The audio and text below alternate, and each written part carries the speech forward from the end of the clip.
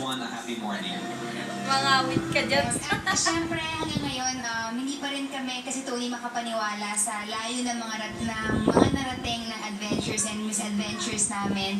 At dahil po yan lahat sa naging suporta ng aming mga manonood. At iba't ibang tagumpay din yung natanggap ng Be Careful with My Heart, mga unexpected blessings na nangyari sa amin, na lalong nag-inspire sa amin lahat para mas pagandahin yung programa at mapasaya namin yung aming mga viewers. Thank you. Ang babait ninyo. Thank you. Ayan, nagpapasalamat na po si Sir Chief at si Maya. Pero I just wanna say na hindi lang talaga ang cast ang susi kung bakit nagiging matagumpay ang programa.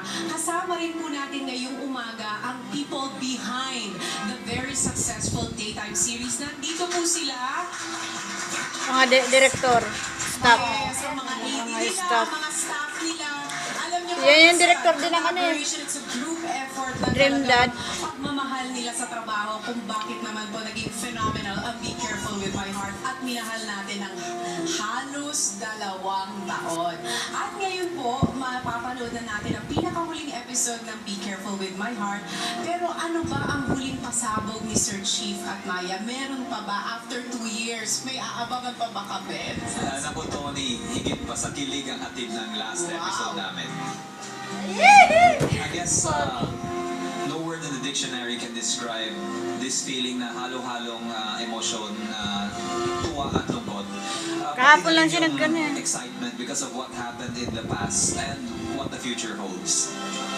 Ang masasabi lang po namin kung saan man kami mapadpad sa biyaheng ito, clue na yun kung saan man kami mapadpad sa biyaheng ito, siguradong bit-bit namin kayo mga kapamilya. At syempre, hindi naman kami papayag na hindi sila lahat kasali sa importanteng selebrasyon na to.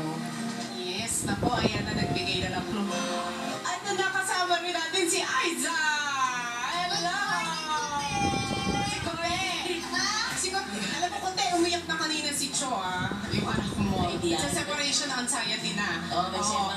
Speaking of separation anxiety, eto na mga kapamilya, ang happy ever after. Naku, wag na wag po kayong bibitiw dahil hindi na namin kayo bibitinin pa ang pinaka-aabangan ninyong lahat. Diba?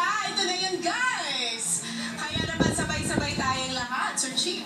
Mga kapamilya, today as we join hands for the Global Kapit Bisig Day, Ipinagmamalaki po namin ihandog sa inyo ang finale episode ng Be Careful with My Heart. In 5, 4, 3, 2, 1, let's watch this!